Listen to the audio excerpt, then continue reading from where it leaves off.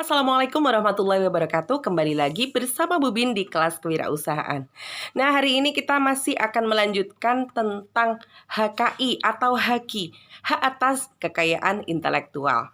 Dan melanjutkan tema kemarin soal HKI, hari ini kita akan sedikit mencolek nih seputar apa ya yang biasanya kita lihat dalam simbol-simbol HKI atau simbol-simbol HAKI. Nah, ada beberapa simbol yang kalian harus tahu. Bu Bin mau menyebutkan 4 lah ya, 4 simbol-simbol dalam HAKI yang wajib kita tahu, karena yang namanya HAKI atau HKI itu memang butuh kesadaran dari kita semua untuk mengurusnya.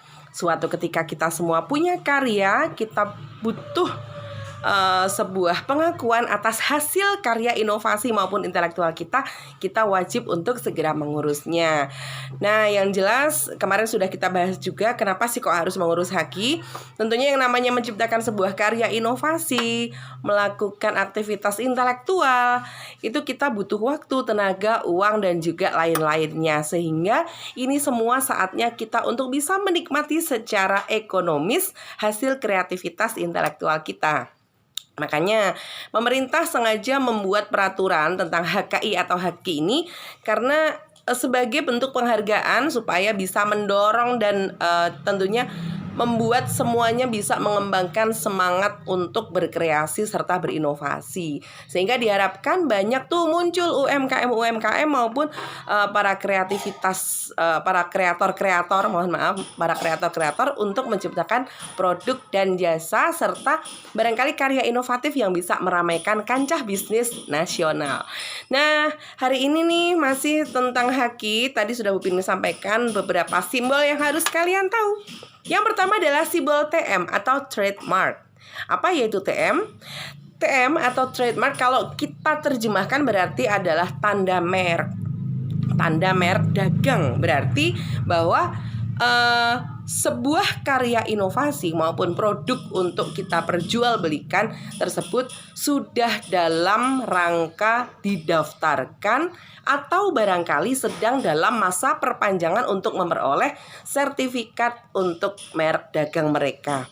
Merek dagang bukan hanya sekedar merek saja, tapi barangkali ada beberapa kata-kata atau simbol yang menyertai. Nah, kalau kalian sering lihat ada merek tertentu kemudian di belakangnya ada TM, itu berarti dia sedang OTW untuk memiliki sertifikat registered mark atau registered mark gitu ya. Nah, kemudian yang kedua adalah service mark atau SM. Ini berkaitan dengan hasil karya juga. Biasanya nih identik dengan dunia perfilman. Nah, ada suara-suara, background, sound effect yang mungkin dipakai untuk sebuah karya film atau animasi tertentu. Nah, kalau sudah didaftarkan secara SM atau service mark, artinya film lain atau karya digital yang lain nggak boleh memakai sound effect tersebut. Misalnya nih suara Tom and Jerry yang sangat-sangat legend itu ya. Kalau dia sudah memiliki izin service mark, maka karya yang lain, film yang sama tidak boleh menggunakan efek suara tersebut. Itu SM. Yang ketiga adalah R.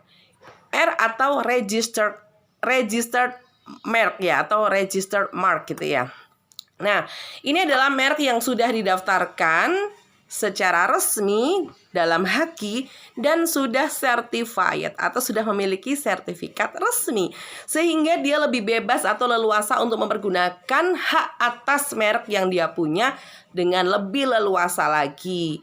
Nah, kalau punya R ini biasanya lebih menguntungkan karena masyarakat awam akan tahu bahwa dia adalah merek yang terpercaya dan tentunya dibandingkan dengan kompetitor lainnya dia bisa untuk dipertanggungjawabkan dari segala sisi ya, mulai dari kualitas maupun keasliannya.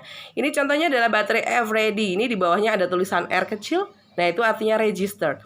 Artinya merek dan lain sebagainya sudah didaftarkan sebagai merek atau produk yang resmi. Dan ini sudah certified, artinya memang kita bisa melihat keaslian dari produknya dari simbol ini. Kemudian C, yang keempat adalah C atau copyright. Copyright ini adalah hak cipta juga, tetapi lebih identik pada hal-hal yang berbau intelektual ya. Misalnya ada film, kemudian karya seni, koreografi, kemudian hasil karya fotografi, kemudian karya-karya digital termasuk logonya juga, gambar yang dijual.